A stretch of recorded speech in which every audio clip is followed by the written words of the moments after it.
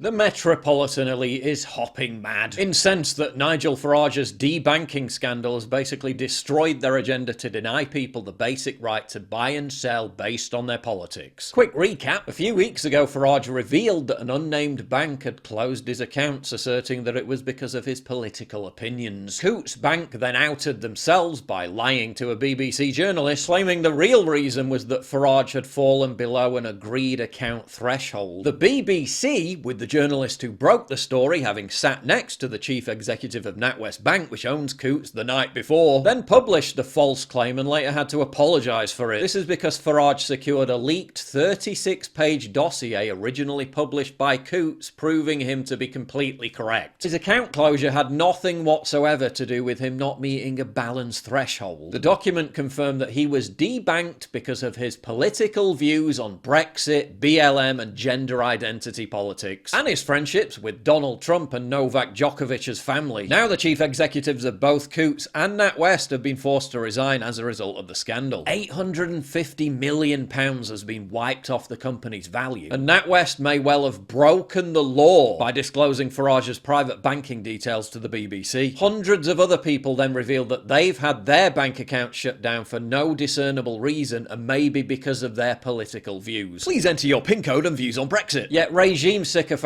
like Emily Maitlis are still lying about the reason behind Farage's account closure, and haughtily insisting that yes, people should be denied banking services if they dissent from regime narratives. We'll hear what she said after a quick word from our video sponsor. Look at this little fella, he's only 8 weeks old. He's too young and quite frankly too fluffy to need a proper skincare routine.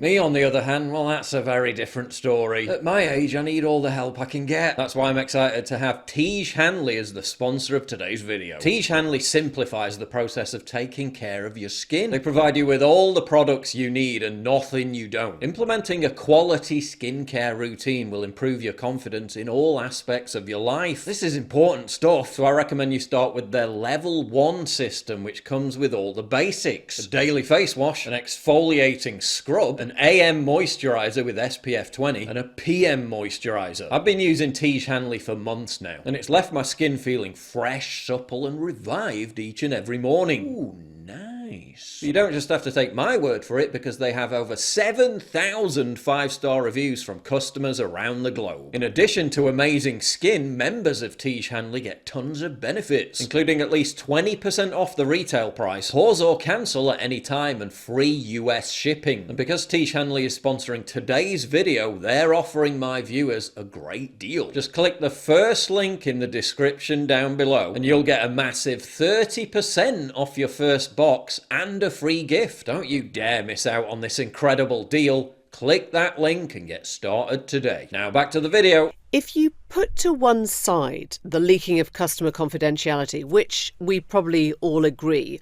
was egregious. Egregious? It was illegal. Oh, let's just put that to one side. No. How about we don't? I think the one thing we've learned from all of this is how to whip up a populist storm. Because at the heart of this is the choice by one private bank to say no to one customer who they decided was costing them too much and wasn't bringing them in enough money. That's not why they cancelled his account though, is it, Emily? We've now known for over a week that they cancelled his account because of his political opinions. It's right there in their own document. Quote, his publicly stated views were at odds with our position as an inclusive organisation. Nothing to do with him costing them money. They offered him another high street bank like 95% of the population use, and that wasn't good enough. No, they didn't. NatWest refused to give Farage a business account after Coutts closed his main business account. They refused to offer him a business account. Newsflash, Emily, you can't run a business without a business account. Again, we knew that over a week ago, yet you're still lying about it. And he made it. Farage made it an argument about free speech, about liberty, about censorship, when it wasn't. No one was shutting him down. Oh, no one was shutting him off from banking. He just went to 9 other banks and they all refused him an account. Again, that was all known over a week ago. No one was calling him names. No one was calling him names. No one was calling him names. They simply waited until he paid off a mortgage, having decided ahead of time that they would call it quits at that point. It was nothing to do with a mortgage again. Their own document, if you've read it, spells out it was because of his political opinions. And this isn't a public utility. It's not electricity. It's not a public utility. You don't need a bank account. I mean, you may need a bank account to perform basically any essential life activity now. Get a mortgage on a house, rent a house, pay a loan, pay staff, run a business. But I guess Farage could have just lived on the street paying cash at the local chippy every night. Until they ban cash altogether, then I guess he can just starve. So he didn't really need a bank account. Yet the power of the populist somehow is to turn utter entitlement into victimhood, and that is quite the move. Having a bank account is entitlement, especially if you don't share regime-approved opinions.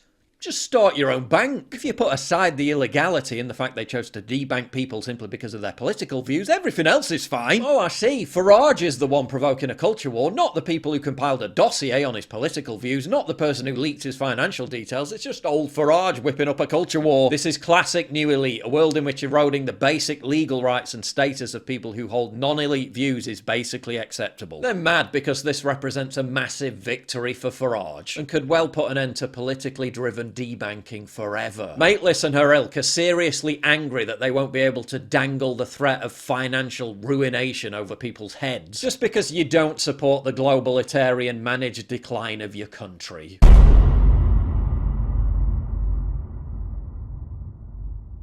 Want to support your boy here while getting your hands on some high quality vitamins and supplements? Well, you've come to the right place. Summit Whole Food Multivitamin is sourced from 100% high quality natural food sources and loaded with natural immune support boosters. Boom! Then there's our vitamin C plus zinc with rose hips. Bosh! Reduce inflammation, supercharge your metabolism and support your body's tissue repair function. Then the rose hips protect you from the signs of aging and replenish your skin.